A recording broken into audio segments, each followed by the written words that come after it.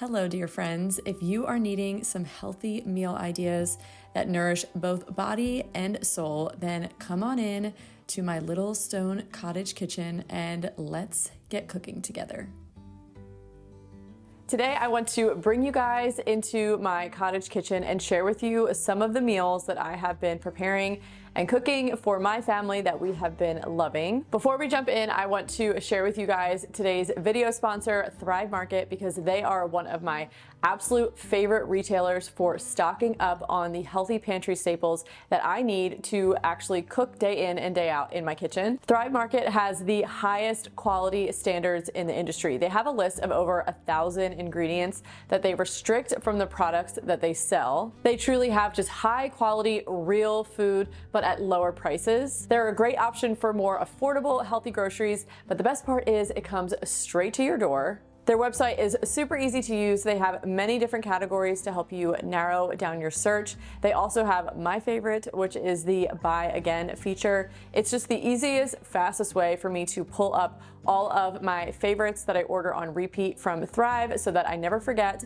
to stock something that I feel is essential in my pantry. You can also get free shipping on any order over $49, which is amazing. I personally love to stock up on snacks for my kids that are made with clean ingredients. I know that there are so many options on there that are going to be simple and wholesome and that I can trust. So I love to order those types of snacks. They're also really good to pack in lunch boxes. And then I also stock up on a bunch of my pantry staples as well. And Thrive Market is actually running their 25% off pantry restock sale right now. So it makes it a really great time to sign up. Plus, on top of the sale, if you are ready to join Thrive Market today, you can get 30% off your first order plus a free gift worth up to $60. Just use the link in my description box below.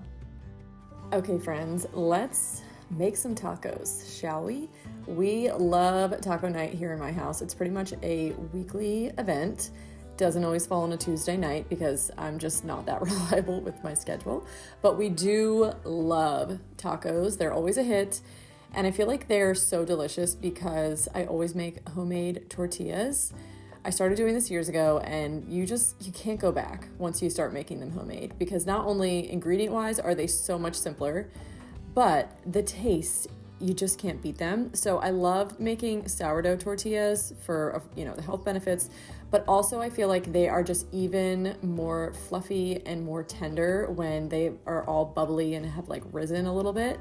So I usually just mix up this dough in the morning because I feel like I can get away with doing it just like, a few hours of fermenting during the day and they really fluff up and get all bubbly. And plus you're not really looking for a huge rise here, so it's not that big of a deal. I have found that you can get away with doing about a third to even up to like a half using fresh whole wheat, like fresh milled whole wheat, and I use soft white wheat. I've tried the recipes where you do all whole wheat and they say they turn out like super pliable and soft. I have never found that to be the case. I guess I'm still kind of on a quest to figure that out. But every time I've done that, they're hard and they kind of like crack and they're just not nearly as good. So I've found that like about a third of soft white wheat totally works. They have a little bit of that, like see how nice and stretchy that dough is. They have a little bit of that, whole wheat, fresh milled flour for the benefits and the depth of flavor, but they're still super pliable and soft, which is what you want in a tortilla. So I do a cup of sourdough starter, 3/4 cup of water, a 1/4 cup of oil. You could do avocado oil or olive oil, about a teaspoon of salt, and then I do 3 cups total flour. So like 1 cup of milled soft white wheat, 2 cups all purpose. You mix it all together, you let it sit out on your counter for the day. I usually just mix it up in the morning and then roll them all into little balls. I always have helpers with me. They love to play with the dough. I usually just give them a little bit with like tiny little rolling pins and they love it. My oldest daughter loves to help flip. That's like her job. Basically, you just roll them as thin as you can get them. You want them to be super thin because that's how they get those air bubbles and the air pockets. And it just makes like the perfect tortilla texture and they're so, so good. So as far as toppings, we just do whatever we have in the fridge. I always shred up some cheese. We usually always have sour cream. Salsa always works. I try and keep cilantro in my fridge always. Pickled onions are good. Jalapeno peppers, like pickled ones, are good.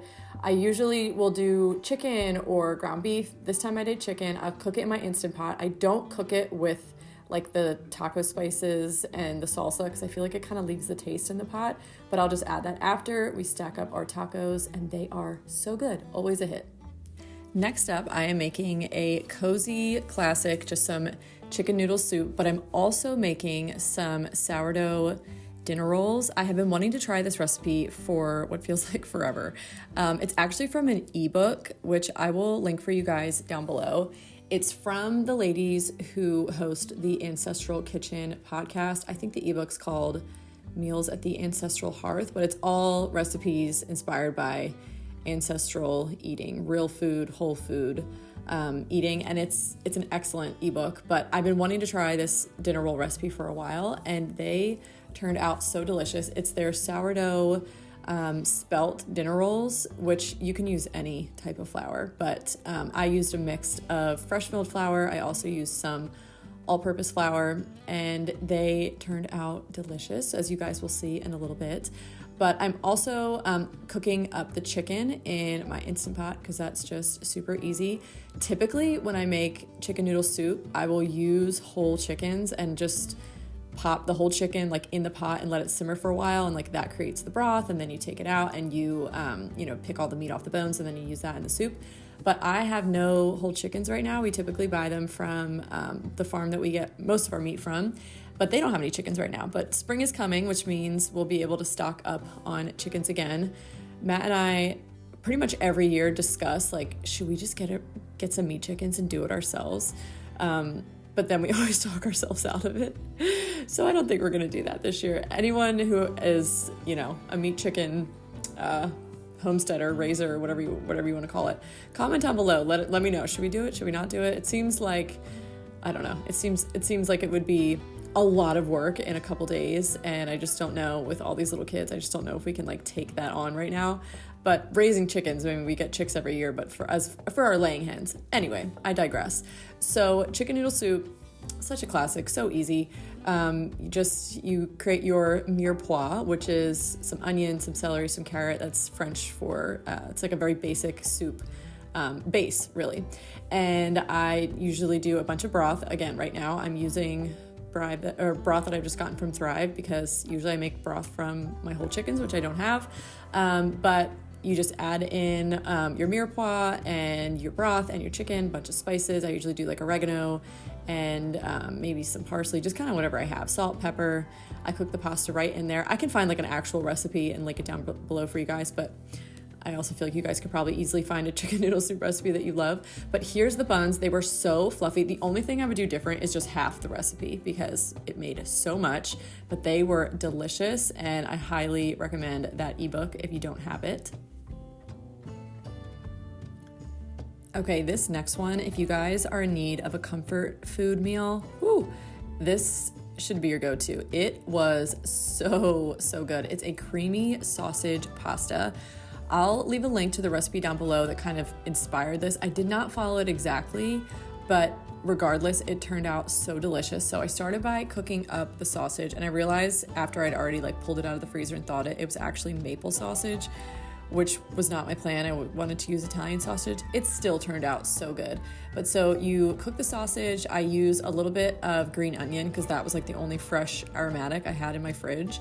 And then you add a bunch of cream, a little bit of Parmesan cheese, a little bit of lemon juice, a little bit of pepper, and you basically just cook that down until it thickens up. It's so good. And this basically makes your sauce. So then I added in the sausage, and it really kind of soaked up a lot of the sauce, which ended up being fine. And that is what's going to go on top of the pasta. But I also made, to go along with it, just a little side salad, because it was so heavy and thick and creamy, which is great, but it also needed something fresh and bright and zingy to go with it. So I just took kale that I had in my fridge, and then I made a really simple salad dressing. I feel like we have been fooled that we need to buy salad dressings. We don't. They're literally the easiest things to make. If I'm doing a vinaigrette, I usually just do some kind of oil, a little bit of white wine vinegar, some kind of maybe lemon juice, a little mustard, a little salt, pepper, throw it on, toss it together. It's so easy and it's delicious. This meal seriously turned out so good. Highly recommend trying it in your next week's meal plan. Now, if you have been around here on my channel for a bit, then you will recognize this last meal. I've shared it before, but it's been years and I still get comments or, Instagram DMs or whatever of people saying that they still love this meal and they make it all the time for their families. And that is burger bowls. And I have to agree with you. It's one of those meals that I still often make for my family and it's such a hit. Everybody loves this meal. And it's pretty simple to make. So I start by roasting up sweet potatoes, and I just do a little bit of avocado oil, salt, pepper, garlic powder, throw those in the oven at like 400 for like 30 to 40 minutes. I'll also cook up some ground beef. One of my favorite tips is I always add a scoop of beef liver powder to the ground beef. You literally cannot taste it. It's one of the easiest, most simple, straightforward ways to get some liver into your kids. I'll also cook up some rice in the Instant Pot and then make burger sauce. I never measure, I always eyeball it, but it's basically mayo, some ketchup, some mustard, and a couple spoonfuls of pickle juice. Super easy. I always shred up some cheese as well, and then cut up some pickles. And you basically just layer it all together. Super easy, super satisfying, and my kids absolutely, and my husband really, and me, we all love this meal. So definitely give it a try if you haven't already. I hope that you guys enjoyed watching this video and you're walking away feeling inspired to get in your kitchen and make some healthy meals. If you have yet to subscribe, I would absolutely love for you to join us here as we take the small steps every day to create generational health for our families.